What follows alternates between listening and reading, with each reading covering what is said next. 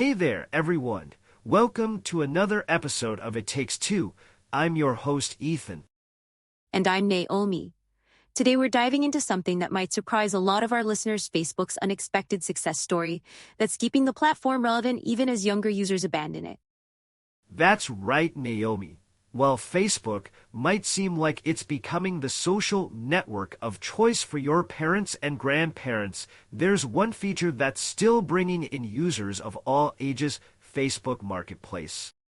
I have to admit, Ethan, I'm one of those people who barely uses Facebook anymore. Except for Marketplace.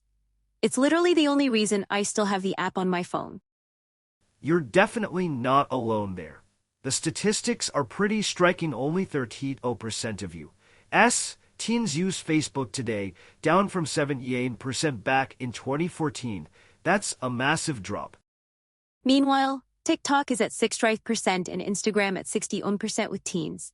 But here's the kicker: Facebook Marketplace has 1 billion users across 70 countries. That makes it one of the world's largest platforms for secondhand sales. It's really become the digital equivalent of a garage sale or flea market.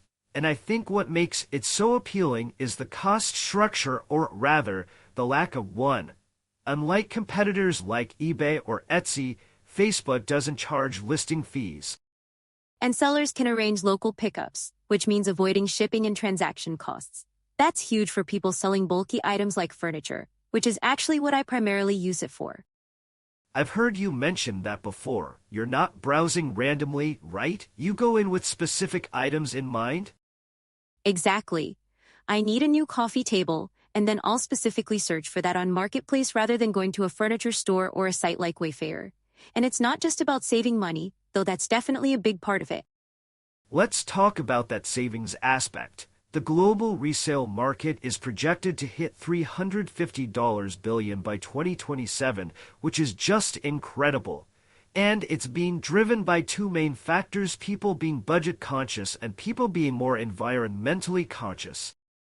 I read about someone who tracked all their Facebook Marketplace purchases when moving to New York and found they saved around $300 compared to buying new. That's significant money. Absolutely. And this is where I think Facebook has an edge over platforms like Craigslist: the trust factor. Since Marketplace is connected to Facebook profiles, you can generally see who you're buying from or selling to.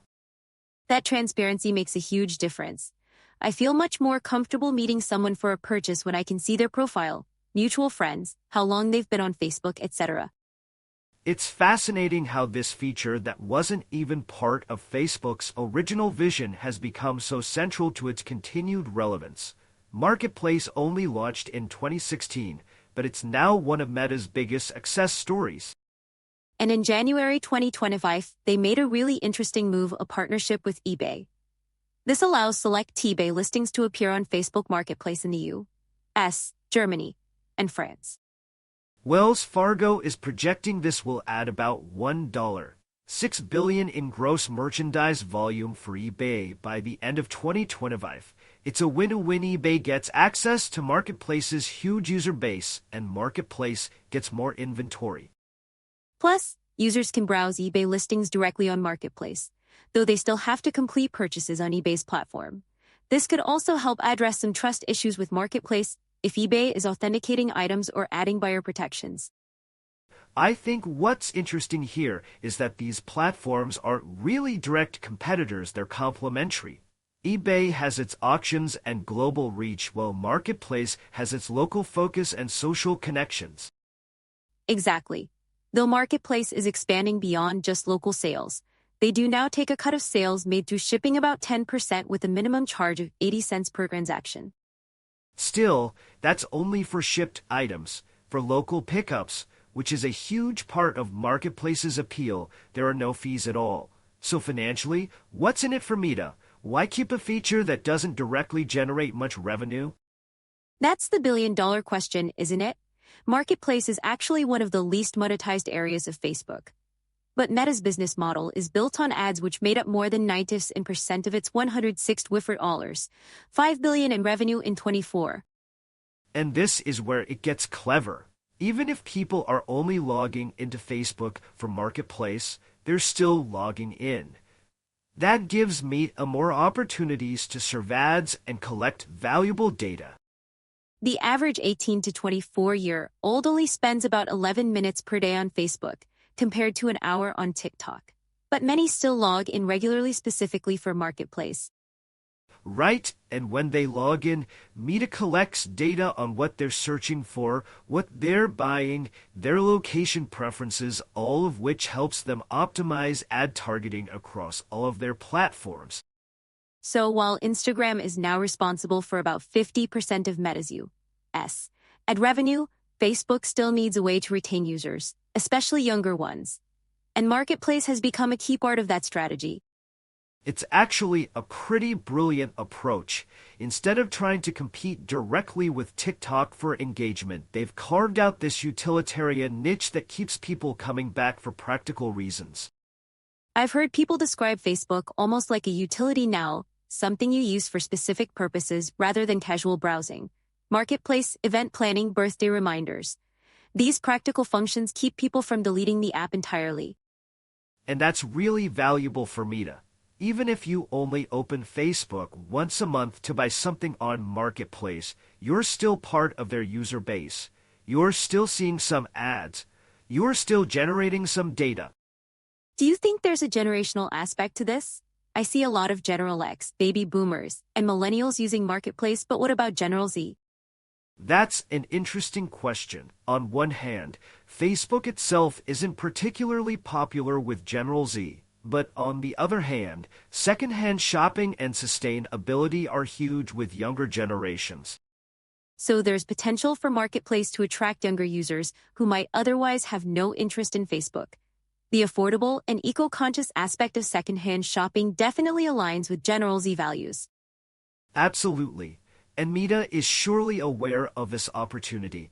The challenge now is figuring out how to redirect Marketplace users to more monetizable areas of the app, especially the main feed, where Meta generates about 80% of its worldwide ad revenue. It's a delicate balance, though. If they push too hard or introduce too many fees, they could drive users to other platforms. The no-selling fees aspect is a major selling point for Marketplace. Very true. And I think that's why Meta hasn't provided many specifics on how they intend to further monetize Marketplace. They know the value is largely in direct bringing in users and engagement, which is what advertisers want. I'm curious what you think. Ethan, is Facebook as a social media platform outdated at this point? Or do features like Marketplace give it staying power? I think the concept of Facebook as we originally knew it, the status updates, the photo albums, the constant feed of friends' activities, that version might be outdated. But Facebook has evolved into something different. I agree. The value of Facebook now is partly in its longevity. People have accumulated so many connections over time that it's become this repository of personal history and connections that's hard to walk away from. Exactly. I don't think people will delete it anytime soon, but the way they use it has fundamentally changed. It's less about daily scrolling and more about specific utilities like Marketplace. Well, our time is almost up for today's episode. It's been fascinating to discuss how this one feature has become so crucial to Facebook's continued relevance. Absolutely. I think the lesson here for any platform is that sometimes your most valuable feature might not be what you originally envisioned. Facebook started as a social network, but for many users today, it's primarily a marketplace. That's a great point. Well, listeners, we'd love to hear from you. Do you still use Facebook? Is Marketplace the main reason? Let us know in the comments or on our social media. And speaking of social media, you can find us on all platforms it takes to yes, even on Facebook. Thanks for tuning into another episode, and we'll be back next week with another fascinating topic. See you then, everyone.